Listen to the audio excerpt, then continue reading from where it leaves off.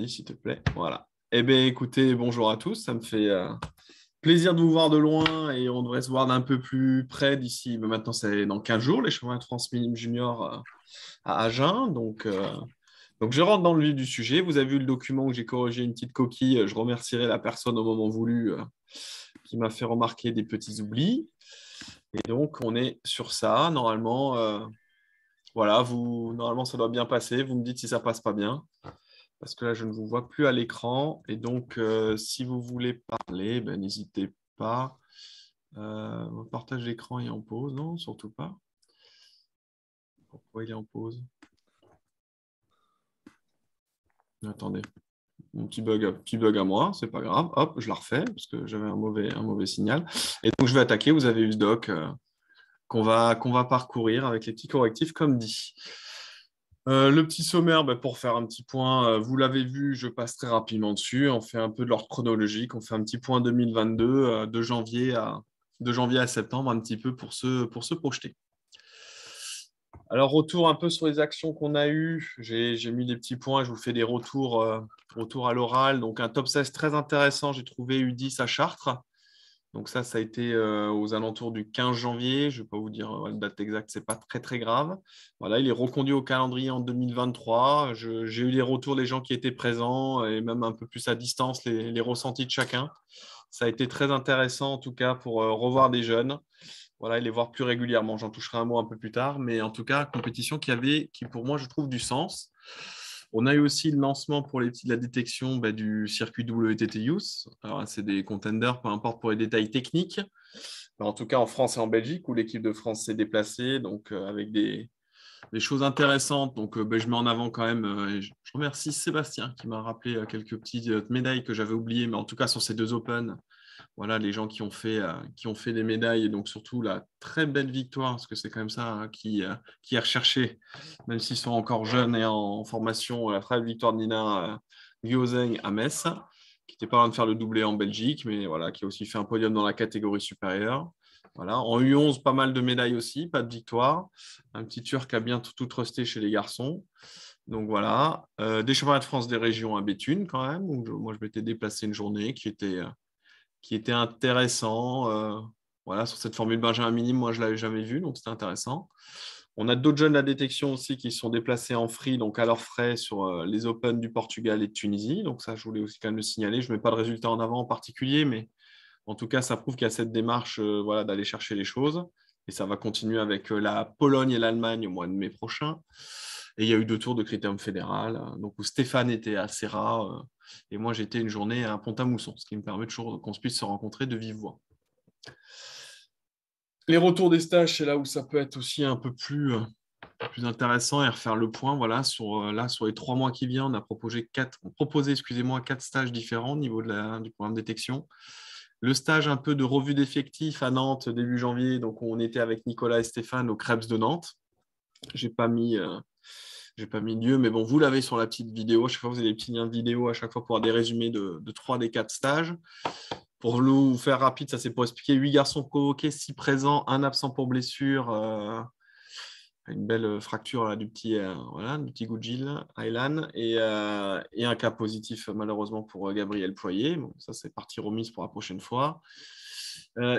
ETTU OPS, donc concrètement, stage de sélection de l'ETTU pour les années 2010, plutôt 2011, mais vu qu'elle est en avance, voilà, on avait prévu d'emmener Lisa Zhao.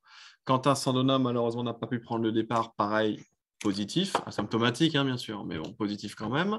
Donc voilà, moi j'ai fait une petite semaine, c'est moi qui étais là-bas, vous aurez un petit résumé pour voir comment ça se passe. C'est un gros stage de brassage. Plutôt à l'inverse de ça, parce qu'en fait, la sélection a déjà été faite voilà, sur une sélection de d'X joueurs sur ils appellent ça les Development Camp, les U13. Donc, ça a enchaîné la semaine d'après, pendant le tour d'un livre, justement. Donc, on a eu 3 garçons, donc Axel, Titouan, Rids et Nina, qui était accompagnée de Stéphane et donc d'Antoine Hérault, qui est resté en Slovaquie. Là. Donc, voilà. Antoine m'a dit qu'éventuellement, s'il a le temps, il arrivera à faire une petite vidéo. Ça ferait 4 sur 4, ça serait pas mal. Donc voilà, sur ce camp d'entraînement, ouais, c'est plus intense, ils sont un peu plus vieux, il y a plus de sparring partners. Une fois de plus, c'est une sélection déjà vraiment des tout meilleurs U13 européens. Très intéressant. Je te redonne la parole un tout petit coup après Stéphane. Je finis la slide et tu pourras nous donner un peu ton ressenti voilà, sur ce camp d'entraînement. Tu m'as donné que du positif.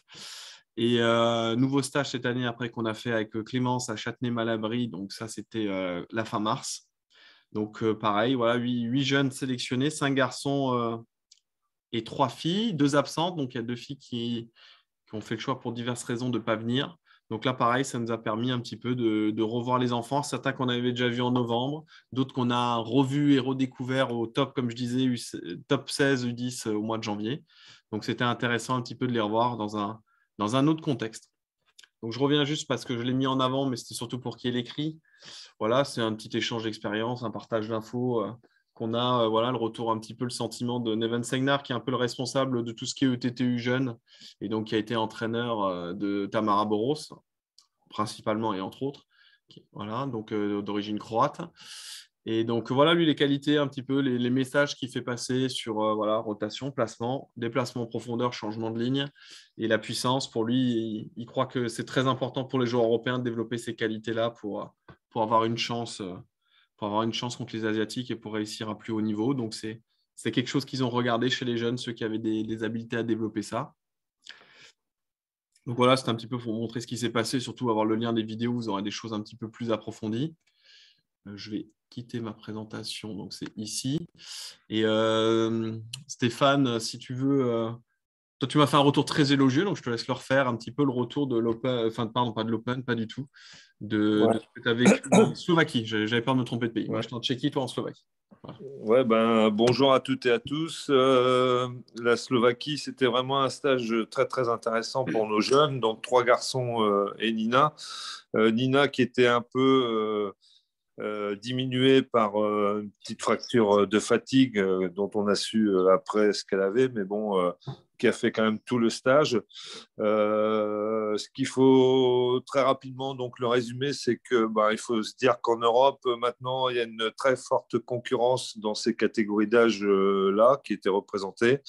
Euh, on a les Suédois qui étaient présents, qui avaient un très bon niveau en garçon avec la fille qui avait gagné en U11 en France. Ensuite, il y avait le Turc qui avait gagné en France U11, qui est vraiment très en avance par rapport à sa catégorie d'âge et physiquement déjà très grand parce qu'il est de 2011 et il est déjà du niveau des nôtres qui sont de 2009. Donc, c'est un profil très fort. Ensuite, il y avait les Roumains, comme d'habitude, Roumains, Roumaines, qui ont vraiment un bon niveau. Et puis après, ben, il y en a un par-ci, par-là qui traîne en Slovaquie, qui traîne aussi un peu dans d'autres pays qui sont pas forcément forts en nombre, mais qui, un par-ci, par-là, ont vraiment déjà un très bon niveau. Donc ce stage, il était très, très homogène. Il était encadré par Jarek, l'entraîneur autrichien, qui est d'origine polonaise, et puis Neven.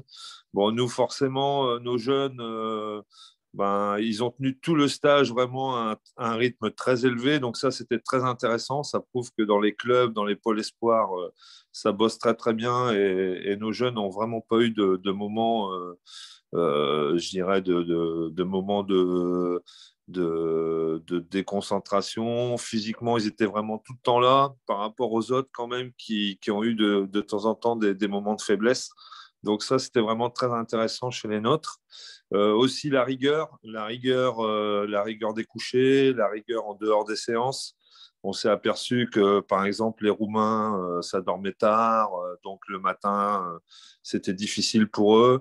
Voilà, donc nous, ce qu'on met en place avec l'équipe Guillaume, Clémence, Nicolas, par rapport au stage que l'on effectue, par rapport à la rigueur des horaires, des récupérations, aussi le suivi scolaire, tout ça, moi, tout ça, ça fait la différence et on s'en aperçoit par rapport aux autres pays qui ne sont pas encore dans cette rigueur-là. Donc, ça, c'est aussi un plus par rapport aux nôtres.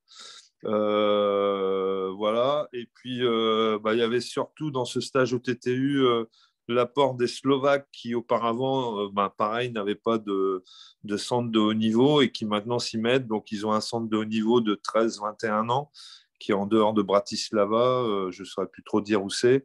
Et ils ont aussi donc un centre national pour leurs seniors qu'on a visité, qui est une très belle salle où il y a des chambres, il y a des bureaux, il y a tout ce qu'il faut pour. C'est un peu la maison du tennis de table en Slovaquie. Et donc, on a eu l'apport de ce centre 13-21 ans en relance, qui apportait vraiment un véritable plus, non seulement en garçon et en fille, mais aussi par rapport à des systèmes de jeu. Il y avait du défenseur, il y avait de l'attaquant, il y avait du contreur, il y avait de tout. Donc ça, c'était vraiment très intéressant pour les jeunes. Et puis aussi, vu le contexte actuel de la guerre en Ukraine, donc 2 jeunes Ukrainiens qui étaient parmi nous et qui étaient des U17-19 et qui ont amené aussi un plus dans ce stage. Donc franchement, on a fait vraiment avec Antoine une super semaine et les joueurs étaient vraiment très satisfaits dans un lieu où c'était super. Il y avait un lac juste à côté où on était et la salle, on n'avait pas à sortir de l'hôtel, on traversait de l'hôtel à la salle, on y était directement, donc forcément des conditions d'accueil qui étaient vraiment top, quoi. Voilà. Donc vraiment un très très bon stage ETTU qui, je dirais, j'en ai déjà fait auparavant et c'est vrai que ces stages s'améliorent de plus en plus vu la qualité des joueurs et aussi de l'encadrement et encore une fois le plus que les Slovaques ont amené en termes de relanceurs. Donc voilà. Voilà. Super, non, merci Steph. Ouais. Merci. Et ça, c'est quand même une tendance. Voilà, le TTU quand même propose des stages de bonne qualité, c'est pour ça qu'on y va. Et ce que disait Stéphane sur l'organisation de la Slovaquie, on le retrouve aussi. Moi, j'étais à Virov en République tchèque, où pareil, ils ont construit un centre, alors de manière un peu plus privée, même si ça devient le centre national, le centre tchèque. Et donc voilà, les autres pays s'organisent un petit peu et donc c'est intéressant. Il faut s'attendre à plus de concurrence, qui est une bonne chose. Tout à fait. On part sur plus la concurrence sera forte en Europe, plus ça nous tirera vers le haut, hein, parce qu'on est quand même encore loin du niveau des Asiatiques. Je suis tout petit, c'est pas gênant, mais voilà. Et pour le retour, non, je reparlerai après un petit peu des Open, pardon, pour plus tard. Toujours un peu pour le passé, excusez-moi, sur les choses qui ont eu lieu là depuis le début de l'année. Là, vous l'avez vu, je crois que c'était sorti le 14 février, peut-être le mail, mais bon, peu importe, vous avez la date.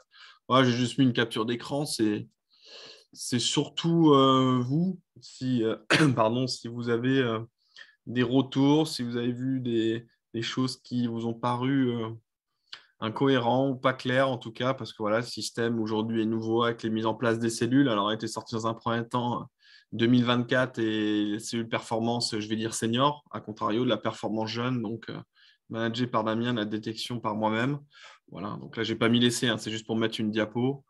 Donc, c'était, voilà, si vous aviez des retours ou pas, parce que moi, quand ces tableaux sont sortis, j'ai pas eu de retour, ou en tout cas, peut-être que de vive voix, on en a parlé. Mais en tout cas, voilà, en tout cas, le cadre qu'on essaye de faire. Et moi, la chose sur laquelle j'insiste, c'est ce qui est écrit en plus petit, mais c'est quand même important. C'est ici en rouge, c'est une validité jusqu'à juillet 2022. Alors, pour la détection, ça va être repoussé plus aux alentours d'août, parce qu'on va attendre post-Euro mini-chambre, certainement. Voilà, on fera un point en septembre et ça nous ramènera de nouveau après en février de l'année d'après. On met ça à jour en gros tous les 5 à 7 mois, hein, pour ne pas dire 6, mais en gros tous les 5 à 7 mois par rapport à notre calendrier. Et que voilà, les choses sont amenées à évoluer, ne sont pas marquées dans le marbre. Et c'est pour bien montrer que voilà, rien n'est acquis. Et à côté de ça aussi, c'est important de se dire qu'on prend toujours une période de 6 mois au minimum pour évaluer. Ça, j'insiste beaucoup là-dessus parce qu'on n'est pas non plus que sur le coup par coup. Ça y est, c'est bon, elle a gagné le tournoi Live, bim, hop, elle passe là, elle fait ci. Non, il faut quand même qu'il y ait une répétition des performances. Et à l'inverse, je le dis de manière négative, les répétitions de contre-performance. À un moment, il ne faut pas qu'on tombe sur l'athlète d'un sportif, d'une sportive, dès qu'elle rate une compétition. Ah oui, mais regardez, elle était là, elle a fait moins bien qu'un autre. Ça, c'est pas intéressant du tout. C'est voir comment est leur progression, si ça va dans le bon sens. Et bien sûr, à cet âge-là, les compétitions et les stages sont tout aussi importants.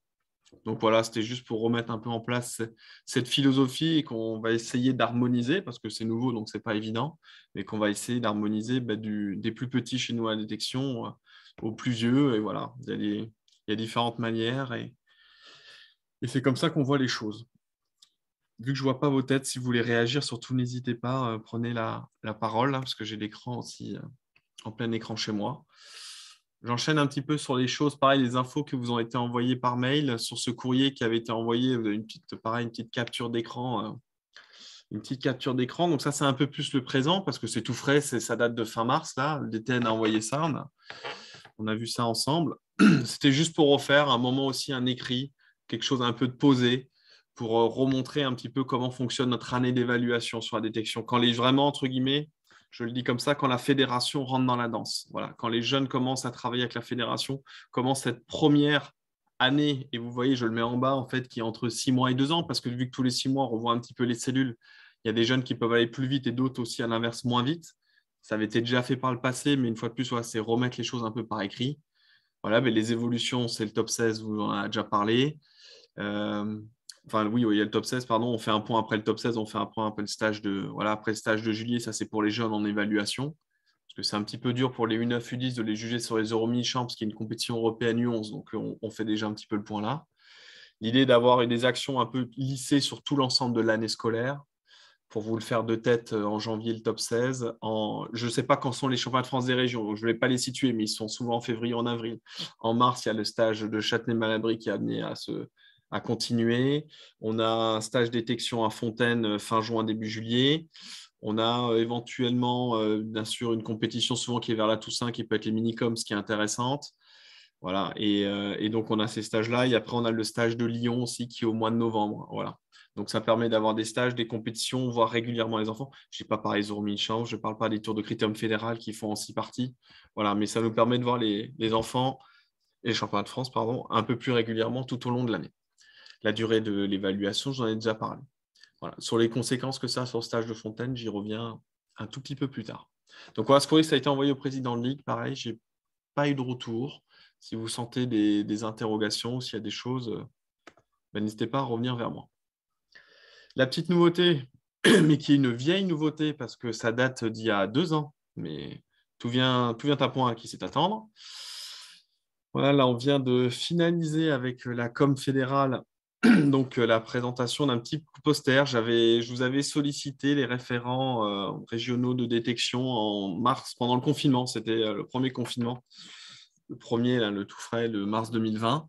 Voilà, d'un petit peu réfléchir à quelques petits conseils, mais de manière très, entre guillemets, légère et ressortir. Donc, j'avais fait un brainstorming avec vous. Et donc, voilà, aujourd'hui, ça s'est finalisé sur ça. Ceux qui ont accès au dossier partagé de détection, ce qui est normalement le cas de tout le monde, vous avez dû déjà le voir, la version un peu écrite, j'allais dire, pas très jolie. Voilà, là, c'est un peu plus graphique quand même. Donc, l'idée, c'est d'avoir ce PDF qui est disponible gratuitement sur le site de la fédération à retélécharger. Donc, ça sort bien. C'est fait pour être imprimé en A3. Ça peut être mis dans les salles de ping. Ça va être, moi, je vais le rediffuser un petit peu aussi aux enfants, aux entraîneurs à la détection nationale. Là, je vais le rediffuser à tout le monde là, prochainement. Je vais voir encore sur quelle forme. Donc voilà, ça a le mérite d'avoir été fait.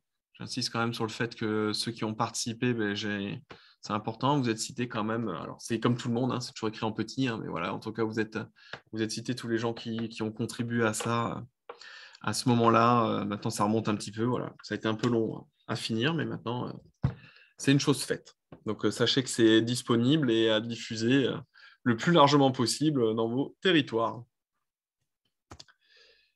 Le futur, c'est ça aussi qui nous amène un peu plus à faire cette visio. Là, c'était fallait quand même savoir d'où on venait un petit peu pour ça. 2 parties. J'en ai parlé, c'est pour vous donner des informations un petit peu sur le programme prévisionnel jusqu'à septembre. Parce qu'après, je n'irai pas beaucoup plus loin parce que je ferai un point budget. Donc, les compétitions, donc là, il y a l'Allemagne, la Pologne. Là, vous avez ceux qui sont concernés ont eu les informations.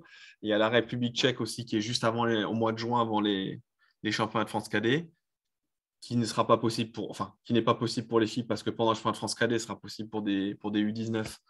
Mais ce qui peut être possible pour des garçons parce que c'est en début de semaine. Et c'est justement à Virov, là, on a fait le stage avec Lisa, là, dans cette très belle salle. Il y a l'équipe de France qui se déplacera en Espagne à Platja d'Aro, ça c'est fin mai. Je ne sais plus sur quel week-end férié, je vous avoue, je ne sais plus si c'est la Pentecôte ou autre, peu importe. Voilà, on aura les chemins de France donc à Agen et à jouer les tours où nous on sera présent, l'équipe de détection, pareil, pour échanger avec vous et voir les jeunes.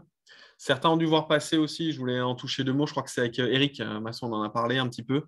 Il y a le TTU, on entend parler de ça, et c'est sorti du chapeau là, courant mars. Là, ils nous ont inventé le TTU 13 Challenge, donc qui a lieu en juin 2022. Je me souviens plus où, c'est la semaine après, je crois, de France.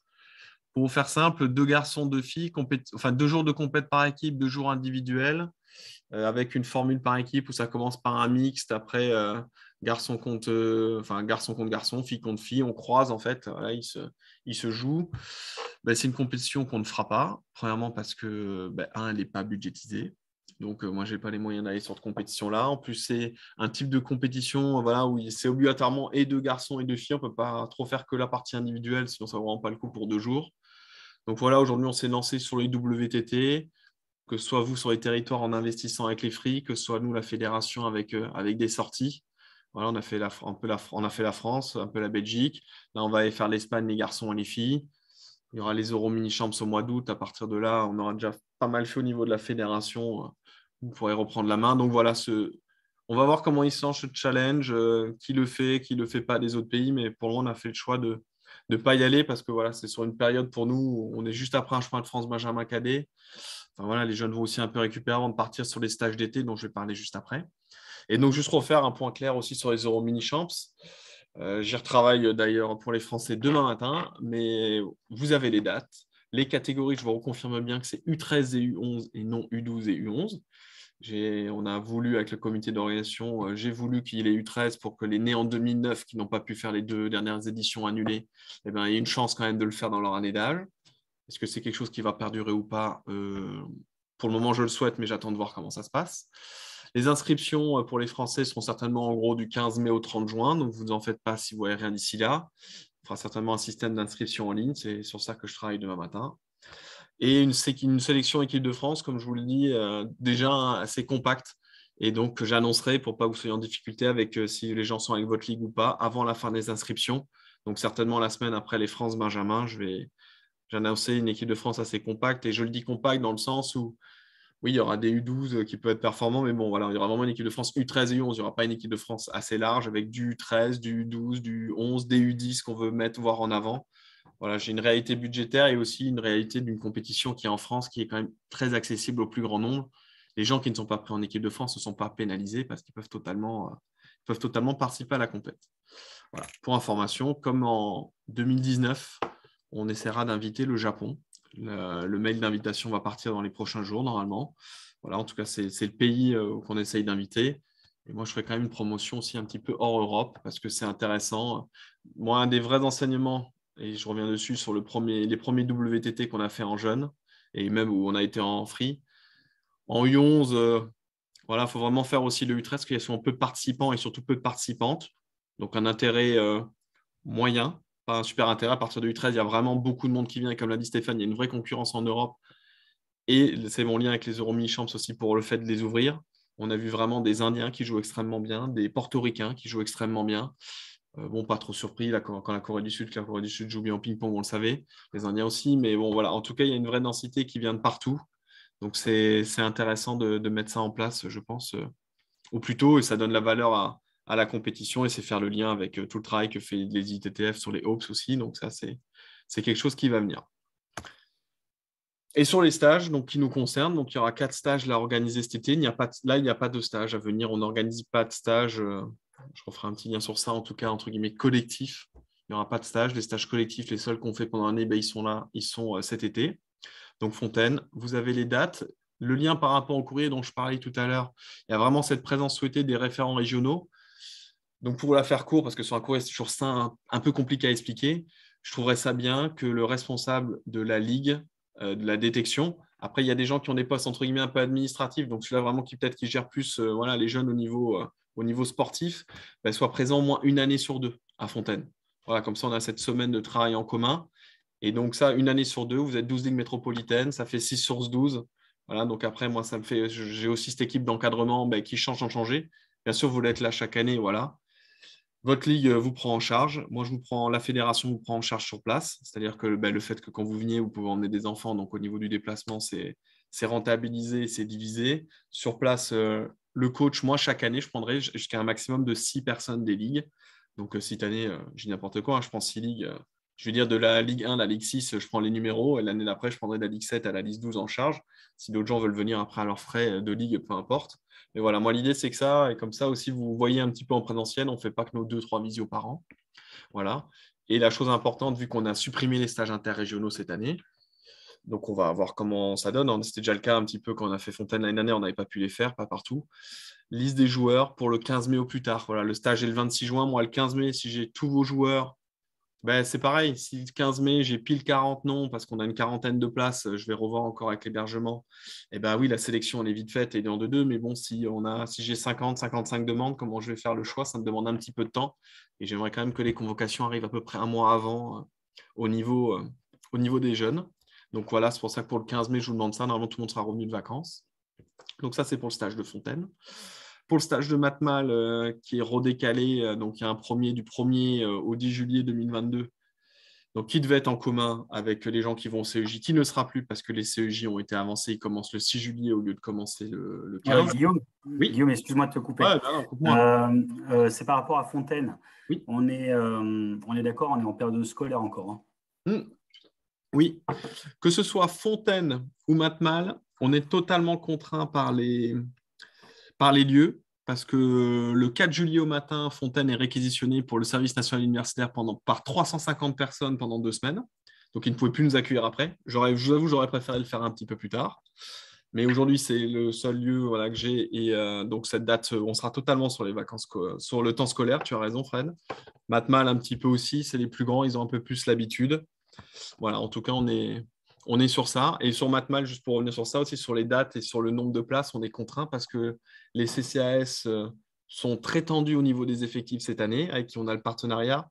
Et ils le sont encore plus parce que les CCAS, aujourd'hui, tout est un petit peu bloqué parce qu'ils servent aussi de lieu d'hébergement pour les Ukrainiens réfugiés. Vous avez l'info, hein, on fait avec. C'est une très, très bonne raison pour qu'on ait moins de place. Voilà, parce qu'ils aient la priorité, les réfugiés, il n'y a pas de souci. Pas une très bonne raison qu'il y en ait. Est-ce que ça va perdurer dans le temps au niveau le CCAS? De quoi, Fred, les dates ou le CCAS? Bah ouais, de le faire là, au stage du 26 au 3, quoi. L'idée, c'est de prendre sur la dernière semaine qui est jamais entière d'école. Là-bas, c'est ça. Que ce soit d'un dimanche, un dimanche, et que ce soit sur du fin juin, début juillet, on est toujours sur cette période-là pour Fontaine, depuis toujours. Après, l'école va de plus en plus tard en juillet, donc normalement, j'aimerais qu'on se décale. Si on y arrive, si on a un lieu pour ça. Parce que vu le public qu'on a à Fontaine, je veux déjà, si possible, un lieu central. Donc Fontaine, c'est plutôt bien sur ça. Et je veux surtout un lieu qui puisse nous accueillir avec une unité de lieu. Et voilà. Et donc ça, c'est pas toujours simple parce qu'on a vraiment des tout petits. Donc je veux pas de bus ou quoi que ce soit sur place pour bouger comme on le fait à Matmal, par exemple, avec les plus grands. Tu peux nous redonner les catégories d'âge souhaitées? Les U9. Donc les U9 de cette année, c'est 2013. Donc c'est un peu toujours pareil. Il y aura tous les 2012 qui sont déjà en évaluation qui reviendront, donc ceux qui étaient à Châtenay-Malabry, les 10, alors il y a 9 2012, il y avait déjà un 2013, mais peu importe, les 10 joueurs qui étaient à Châtenay-Malabry, eux, ils prennent entre guillemets déjà 10 places à Fontaine. D'accord, je ne te propose pas Lucas Briouet, par exemple. Non, Lucas, il sera automatiquement dedans, ouais. Donc voilà, et après en base, on proposait surtout des 2013-2014, et comme chaque année, il peut y avoir des exceptions vers certains 2012, arriver un petit peu plus sur le tard. Mais voilà, la base, c'est entre guillemets, nos 10 2012, on les a déjà, parce qu'on les a vus à Châtenay. Donc, certains qui n'étaient pas venus, on les reverra à Fontaine. Et pour le reste, voilà, on se verra ça. On verra ça avec complété des 2013-2014. Voilà. Okay, merci. Pas de souci. Ça, j'aurais pu le mettre, ça vous permettait. Voilà. Mais en bas, c'est une 9, donc c'est ça. J'étais sur Matmal, donc je vous expliquais juste un peu les péripéties, mais bon, ce n'est pas plus important. Vous avez une première date du 1 au 10. Il y a une deuxième date qui est plus un stage, déjà le premier stage, un petit peu de préparation aux Euro Mini Champs. Donc voilà, vraiment avec ceux qui préparent les Mini Champs, voilà, le groupe de U11, U13 qu'on a suivi, qui sont entre guillemets, c'est le cercle A et B que je vous ai présenté avant, vite fait, ça correspond à ces joueurs-là, plus quelques relanceurs. Donc ça, c'est au mois d'août. Et après, à Strasbourg, en fonction, je marque l'équipe de France, donc entre 0 et 6 joueurs, ce ne sera pas 0, mais entre 4 et 6 joueurs, en gros, joueurs, joueuses en équipe de France. Plus, on a fait une grosse promotion sur les stages de TTU avec Stéphane pour essayer d'avoir un maximum de monde qui vient de l'international. Donc voilà, y compris les Japonais, là, ça, je m'en occupe. Et quand je marque plus invitation, c'est sur certains profils, enfin certaines personnes, si on sent que c'est pertinent qu'elles puissent être là aussi sur ce stage, et si on a la place, on peut proposer de faire ce stage sans aucun souci aux jeunes la détection. Donc voilà un petit peu où on en est sur les stages, sur les dates d'aujourd'hui. Sur Matmal, aujourd'hui, je pense que les dates sont fixées. Le CCAS nous dit que c'est bon. Je ne suis pas à l'abri pas à l'abri d'autre chose. Quand je vous parle de stage international, je vois qu'il y a un Belge, M. Delob, qui est en train d'essayer de m'appeler. Donc, je le rappellerai tout à l'heure. Je pense que c'est pour Fontaine, parce que les Belges veulent venir à Fontaine. Et sur le futur, ça, c'est juste pour redonner, excusez-moi, pour redonner un petit peu de vision sur le projet d'ETEC que j'avais présenté en visio, que j'ai présenté au colloque à Tours, si je ne dis pas de bêtises, en octobre dernier. C'est juste un peu pour reprendre les différents items et juste vous donner un petit peu un ordre de déploiement parce que le DTN Jean-Nicolas Baroli m'avait fait la réflexion. Il me dit oui, c'est bien le projet, mais à un moment, voilà, tu ne pourras pas tout faire en même moment. Et donc, c'est juste un peu pour redonner là où on en est. Donc, vous voyez, voilà, quand c'est en vert, c'est que c'est déjà lancé, c'est que c'est fait. Et voilà, aujourd'hui, le lien avec les pôles espoir, je sens qu'on n'est pas en. Voilà, je ne suis pas encore tout ce que je veux faire avec les pôles espoir. C'est quelque chose qui arrivera peut-être plus, à mon avis, à partir de janvier 2023. Histoire que toute l'année 2022 puisse passer, c'est important. Lucie, qui travaille sur le dossier des 4-7 ans et des sections d'excellence sportive. Je n'ai pas fait de faute. Elle est SES, ce sera beaucoup son dossier. Peut-être qu'elle sera en ordre de marche parce que voilà, nos lettres de mission avancent aussi, nous, de notre côté, notre organisation interne d'ETN, peut-être à partir du deuxième semestre 22, mais en tout cas, sinon, on essaiera de déployer ça en 2023. Voilà, vous avez un petit peu les différentes choses. Les mots sont mis en rapide quand vous prenez le projet d'ETEC, tout est un petit peu plus détaillé. Je reviens juste sur l'histoire de stage individuel. C'est pour ça que c'est un vrai manque qu'il y a eu. Et je reviens sur ce détail en particulier parce que ça n'a pas toujours été bien compris. Ça doit être certainement de ma faute. Mais jusqu'en U11, on est vraiment un peu force de proposition. Voilà, il y a des jeunes U11 qui sont allés avec Stéphane faire un stage au pôle de Tours. Il y a des jeunes U11 qui ont fait un stage au pôle Île-de-France avec Clémence. Ça, c'était au mois de novembre-décembre. Voilà, on propose des choses un peu plus régulières. Là, on a été plus en mode compète. J'ai voulu un peu qu'on se relance surtout aussi sur le WTT parce qu'on a fait beaucoup de stages en 1 an et demi avec le Covid et pas beaucoup de compètes. À partir de U12, U13, je rappelle que moi, la logique que je veux mettre en place, parce qu'aujourd'hui, on a un calendrier très fourni, c'est que ce sont plus des stages aussi bien sûr individuels, mais aussi surtout vous qui soyez force de proposition. C'est-à-dire, je ne vais pas citer les noms de tous les U12, U13, là, vous les connaissez si vous en avez certains. À partir de ce stage-là, c'est plus les entraîneurs qui viennent vers moi et qui me disent je voudrais faire un stage à Nantes, je voudrais faire un stage éventuellement à l'étranger.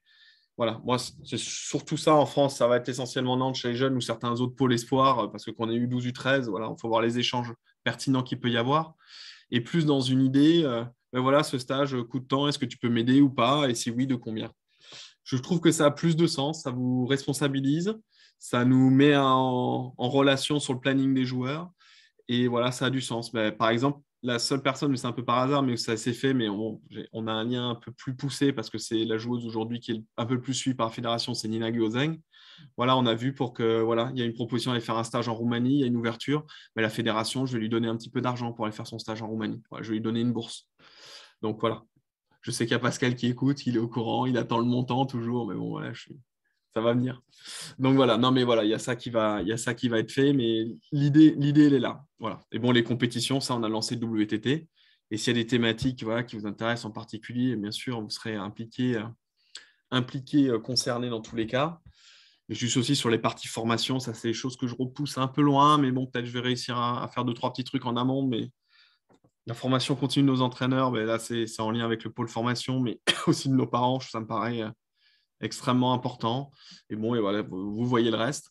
Et juste pour faire simple, il n'y a rien en 2024. Voilà, je concentre vraiment en année parce que voilà, on consolidera, on ajustera aussi. On va pas déployer des choses à 6 mois, des Jeux Olympiques qui vont prendre énormément d'énergie dans notre fédération, dans notre pays. Il ne faut pas se leurrer. Voilà, donc ça va être dur de lancer des choses nouvelles en 2024. Si on arrive déjà bien à consolider et à profiter de l'élan que les Jeux à la maison pour nous amener, ce sera super. Et au niveau des process, juste un peu pour faire le point, et c'est des choses qui sont en cours et pour vous redonner un petit peu comment j'essaye de fonctionner, on va réexpliquer, on va refaire une note d'info là, avec la secrétariat de la DDN, on est en train de travailler là-dessus pour clairement les inscriptions WTT, comment ça marche. On fera certainement en commun avec le Performant Jeune, avec Damien. Là, on est en train de revoir ça parce qu'on a changé pas mal nos process. Mais bon, quand sortent les prospectus, comment ça fonctionne, je pense que petit à petit, on est en train de se roder, c'est tout frais, qu'on ait beaucoup de monde qui est un peu sur ça. Moi, les petits process que j'essaye d'avoir aussi, j'ai préparé mes petits messages, mais lorsque vos joueurs viennent avant des stages, avant les compètes, voilà, je vous envoie un petit message, un petit appel pour que vous me donniez des infos. En après-coup, j'essaye toujours de vous faire un bilan un bilan écrit, que ce soit après les stages ou les compétitions. Des fois, je suis plus ou moins rapide. Je n'annonce pas dans le process qu'il y aura toujours des super vidéos faites par Clémence, parce qu'elle ne peut pas tout le temps le faire et qu'elle n'est pas sur tous les stages. Mais en tout cas, quand on peut faire un peu de vidéo aussi, des petits retours, voilà, c'est des choses qu'on essaye d'amener. Et de manière générale, aussi, la deadline qu'on se garde, ça revient sur ce que je dis sur le stage de Fontaine. Moi, l'idée, c'est qu'on a les convocations officielles, en gros, qui partent un mois avant. Mais ce qui n'empêche pas, je vous prends l'exemple de Matmal, où je suis même allé trop vite vu que les dates ont changé. Mais dès qu'on a les infos, j'essaie de vous communiquer ça par mail. Comme ça, des billets de train ou des choses comme ça peuvent être déjà pris avant que les papiers officiels pour l'assureur et pour tout ce qu'il faut avec la logistique soient bien mis sur la convocation officielle. Et pour finir, voilà, il nous restera un peu de temps, c'est bien pour échanger s'il faut. Bah, ça, je le remets toujours. C'est important. C'est à la fin de chaque bilan de la détection. C'est à la fin, que ce soit des stages ou des compétitions. Je pense qu'il faut qu'on soit dans le rêve avec nos jeunes. Stéphane a parlé avant aussi un peu de discipline sur les couchers et tout. Je pense que c'est une éducation qu'on doit leur donner. Ça fait partie de faire des efforts. Voilà, ça, c'est des choses importantes, je trouve. Et pas besoin de faire des choses incroyables à leur âge. Mais si on fait des petites choses souvent, tout le temps, intelligemment, et ben voilà, à la fin, ça peut faire un vrai up, des vraies différences pour plus tard. Voilà, ça, je crois beaucoup en ça, donc c'est pour ça que je remets ça. Je le remets toujours, c'est la petite dédicace. On revoit nos têtes. Bah écoutez, voilà, moi je voulais surtout aussi, bon, vous avez le document écrit, je vais vous renvoyer la bonne version. Il manquait quelques médaillés dans les WTT France et Belgique. Je vais vous renvoyer la dernière version. Et après, ben voilà, si vous avez des retours, si mes collègues vous êtes tous mes collègues, mais en tout cas ceux qui ont fait des actions avec moi depuis le début de l'année ont des choses à rajouter, il n'y a pas de souci. Je voulais pas vous prendre trop de temps parce que je sais qu'il y a plein de gens qui sont en stage à la période de la sieste et que je leur prends du temps de sieste. Donc voilà, mais c'était pour faire aussi une description orale un petit peu de ce bout de papier. Voilà. Je fais ma petite pause. Moi, par rapport à ce que disait Stéphane sur les stages à l'étranger, moi j'ai fait un ou deux stages individuels avec un ou deux joueurs et c'est vrai que je trouve ça hyper intéressant de aussi les immerger dans des pôles ou dans d'autres structures et de pouvoir travailler un peu plus directement avec vous tous, quoi, et de pouvoir aussi échanger sur la détection, un petit peu sur la philosophie du projet. Et je trouve ça assez porteur, quoi. Voilà. Et puis, bon, tu me connais, Guillaume, je ne suis pas adepte des stages trop collectifs. Et là, je trouve qu'on peut vraiment passer du temps avec nos joueurs, comme Steph a fait à l'étranger, et en plus, essayer de travailler un peu plus ensemble sur les structures qui bossent super bien et qu'en fait, on n'a pas souvent l'occasion de voir ou de côtoyer de manière plus professionnelle, quoi. Donc voilà, c'était aussi pour dire que s'il y a des ligues ou des pôles qui sont motivés ou prêts à accueillir un ou deux joueurs de la détection, un entraîneur, je trouve que ce n'est pas très compliqué à mettre en place et ça a vraiment des conséquences très positives, quoi. Voilà, c'était ma petite intervention du moment. Elle était très bien. Merci, Cam. Bon, après, voilà, c'est bon. Je lève les yeux parce que je vous ai sous un écran au-dessus de ma webcam, là, pardon. Là. Voilà, si vous avez d'autres choses là qui reviennent, mais une fois de plus, la détection, ça se joue quand même beaucoup, énormément à votre niveau, au niveau des territoires. Et nous, voilà, qu'est-ce qu'on peut faire en plus? Je pense qu'on a le réseau international, on a ce que Clémence vient d'expliquer sur des stages un peu individuels avec une vraie plus-value parce que nous, je pense à Stéphane quand il est à Tours, la Clémence quand elle a reçu des gens, comme elle vient d'expliquer, sur des stages qu'on appelle un peu plus individuels, quand on se greffe sur une organisation où on n'a rien à faire à part juste s'occuper du ou des 2-3 joueurs avec qui on est, enfin, je trouve qu'on a, et si vous arrivez à le faire, à vous extraire de temps en temps avec des jeunes de votre région dans une autre région, un autre endroit, dans un autre contexte, ça a une richesse incroyable, on a une disponibilité vraiment d'en faire. Et pour l'international, ce qui est très important, parce que quand même, ça se développe, et s'il y a une chose où on n'est pas les premiers de la classe, c'est bien en anglais. Donc voilà, mais en tout cas, de ce que je vois de ceux qui ont vécu ça depuis tout petit, beaucoup de stages internationaux, je pense à Félix Lebrun, je vois Charlotte Lutz ou d'autres, eh ben, ils ont eu un vrai intérêt à travailler l'anglais un peu plus à l'école et ils se débrouillent en anglais parce qu'ils ont fait beaucoup de petits stages petits. Voilà, ils arrivent à se débrouiller, certains.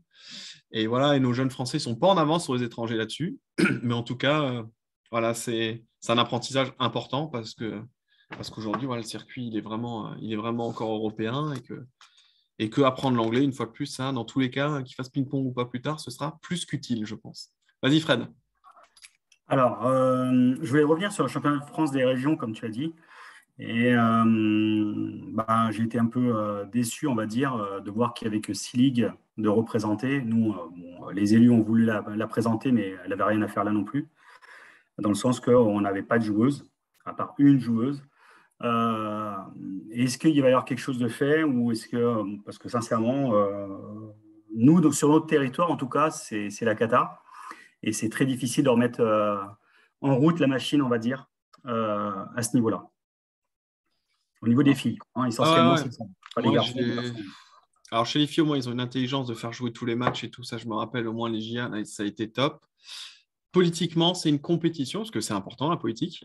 Politiquement, c'est une compétition auquel les présidents de ligue sont extrêmement attachés. Donc, aujourd'hui, elle existe, elle est comme ça. Et vous voyez, moi, c'est après, quand on a le choix, je ne vais pas sur la compétition avec le TT U13, qui est un peu une compétition, un peu avec du par équipe, puis des indives. Aujourd'hui, elle en est là. Aujourd'hui, je pense que cette compétition, je ne veux pas être oiseau de mauvais augure, mais elle va un petit peu souffrir du fait que là, on a les années Covid vont arriver dans les Benjamins, entre guillemets. Là, on a un petit peu creux de vague de licenciés. Hein, c'est une certitude. Ça va être un peu compliqué.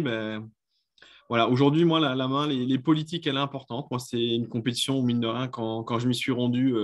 J'ai vu des choses, des choses intéressantes, mais j'avoue que j'ai vu plus de choses intéressantes chez les U13 que chez les U11. Ça, c'est aussi une vérité. Enfin, je trouvais que ça matchait plus. Voilà. Après, en dehors de la compétition, de la légitimité de la compétition, ça c'est une chose, mais c'est surtout sur le volume, de nombre de joueurs, quoi. Parce que là, nous, par exemple, je pense qu'en CF, dans notre zone, à mon avis, l'année prochaine, ce sera pareil. Donc, on n'aura pas de tableau Benjamin, par exemple. Oui, bien sûr. Alors, donc, je ne sais pas comment c'est le ressenti dans les autres ligues à ce niveau-là, mais c'est un problème, je pense, important. Pas de volume, l'entonnoir, il est serré, hein, forcément. En plus, c'est une formule, pareil pour les garçons, pour les filles, quel que soit l'âge. Peut-être qu'il y aura des choses à voir là, de ce côté-là, mais là, je vous avoue que point à la main, je n'ai. Ouais, peut-être qu'une formule peut-être en Coupe Davis pour les filles pourrait suffire et faciliterait la mise en place d'équipes. Mais... Tu veux, là, tu vois, c'est des débats de sportives. On est sur une compétition par équipe avec tous ses avantages, mais aussi tous ses inconvénients. Voilà, comme le dit Fred, quand tu as une ligue avec une seule bonne joueuse, tu fais comment? Ou un seul bon joueur, hein, parce qu'on a aussi un garçon de temps en temps. Mais bon, là, voilà, en tout cas, l'année prochaine, moi, en plus, cette année, c'était vraiment particulier. Le calendrier était vraiment. Voilà, c'était comme ça, on l'a un peu subi.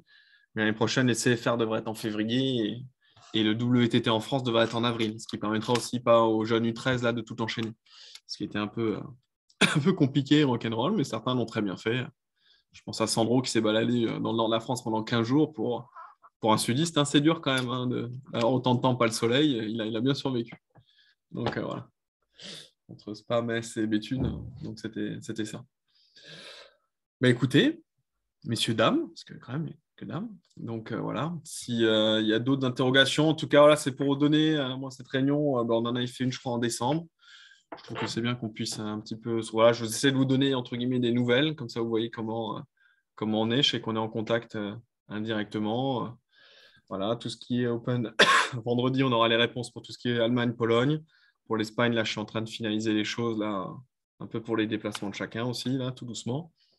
Mais j'espère surtout, s'il y a des choses qui vous reviennent, laissez maturer ça tranquillement. On se revoit il y a 15 jours à Agen. Nous, on sera présent avec Stéphane, avec Clémence. On sera présent. Nico aussi, je pense qu'il sera. Je n'ai pas de doute. Donc voilà, on sera présent. Et je vous souhaite une bonne fin de journée. Bon stage à ceux que vous soyez du nord au sud, de l'est à l'ouest. Éclatez-vous bien. Et pour ceux qui ne sont pas en stage, ce qui va être mon cas pour une fois aussi, je vous souhaite un très très bon, je crois qu'on dit un week-end pascal. Je ne suis pas très bon là-dessus. Donc un très bon week-end de Pâques à tous. Mangez plein de chocolat, hein, mais surtout du bon. Hein. C'est ça qui est important. Donc voilà. Ça marche. À bientôt tout le monde. Juste Merci une pour votre dernière présence chose encore. peut-être. Ouais, Nico, pardon, vas-y. Non, juste, j'en profite pour faire un peu de pub pour les mini-coms qui Ah ouais, vont, je coupe l'enregistrement alors. qui vont de nouveau avoir lieu à Barjouville comme il y a maintenant 3 ans. Ça sera du 25 au 27 octobre. C'est du mardi au jeudi et il y aura sûrement un stage qui sera proposé à partir du dimanche d'avant pour ceux qui veulent cumuler à la fois la compète, enfin un petit bout de stage et une compète. Quelle année d'âge, Nico, les minicoms? Ah mince! On n'a pas préparé le truc. Non, mais d'habitude, c'est poussin B1. Oui, Sur c'est un ça. tableau B2. Je squeeze, hein, je m'en souviens un peu. Et c'est bien que Nico vous dit ça. Donc voilà, il y a ces fameux minicoms qui restent à la Toussaint. Le stage ETTU, j'ai oublié de vous le dire, que Stéphane a fait en Slovaquie au mois de mars dernier. En fait, le même stage, parce qu'en fait, il y a 4 stages comme ça tout au long de l'année que le TTU organise pour les jeunes. Il aura lieu en France, au Krebs de Nantes, du 22 au 29 octobre. Donc, c'est pendant les minicoms, mais ce n'est pas le même public, hein, vu que c'est les U13. Mais en tout cas, là, si vous voulez faire un petit tour vers Barjouville, donc un peu dans l'ouest et encore un peu plus dans l'ouest à Nantes, si vous voulez assister un petit peu à un stage européen, voilà, voir un peu à quoi ça ressemble, c'est la première semaine des vacances de la Toussaint, comme les minicoms. Si vous êtes dans le secteur, là, entre guillemets, c'est la France qui accueille le stage, donc qui organise. Hein, c'est Stéphane et moi qui allons piloter le stage à la sauce anglaise, donc à la sauce TTU, avec les entraîneurs de l'ETTU. Donc, si vous êtes dans le coin aussi, vous serez bienvenus. Ça permet d'avoir un stage européen chez nous et de voir un petit peu comment ça se passe. Voilà. Je voulais aussi vous donner cette info. Et une autre info, mais c'est après septembre, c'est pour ça que je ne l'avais pas donné. Top 10 à Tours, c'est dans le calendrier fédéral aussi. Donc, pensez à regarder ça aussi. Ce sera le dernier week-end. Enfin, c'est le week-end qui prend sur septembre-octobre. Je n'ai pas les dates, mais en tout cas, voilà, c'est le genre de petites actions. Là, on avait fait quelque chose l'année dernière. Le 30 septembre et 1 et 2 octobre, je crois, Nico. C'est ça. Voilà. Donc ça, dans les actions qu'il y a dans le coin, un petit peu à noter, je trouve que c'est toujours intéressant. Petite question pour Nico. Les minicoms, c'est toujours pas ouvert pour les ligues ou vous rouvrez pour les ligues? Parce qu'avant, on pouvait nous inscrire une délégation ligue, puis après, ça a été ouvert que pour les comités, donc nous, on ne pouvait plus participer. Ouais, il faut revoir le règlement, mais je pense qu'il y a la possibilité au moins de se mettre avec un deuxième comité. D'accord, donc c'est pas ouvert aux ligues, quoi. Et si les 2 joueurs sont du même comité, ça peut. Oui. Les joueurs sont dans 2 comités. Oui, mais enfin, c'est délicat quand tu as une ligue avec 12 comités, de dire on prend que 2 comités, voilà. Donc pour moi, c'est pas ouvert aux ligues, voilà. Ouais, l'idée, voilà, mini-coms, c'était plutôt comme comité. Ok, merci. Tu fais 12 équipes. Ça pourrait, hein. Non, tu n'as pas les 12 CD qui sont concernés en plus, mais ouais. On aimerait bien. Hein. Ah, non, ça serait... Alors là, impatient. Si je mets une équipe avec la Creuse, là, on aura bien bossé avec Jacques. Ouais. Ah. Creuse Dordogne. Ok. Bon, mais ça marche. Merci à tous encore et bonne fin de journée, bon week-end à tous. Bonne fin de semaine. Merci. C'est l'Alsacien qui a le vendredi férié qui parle. Mais il bosse demain. À bientôt. Allez. Ciao. Merci bien.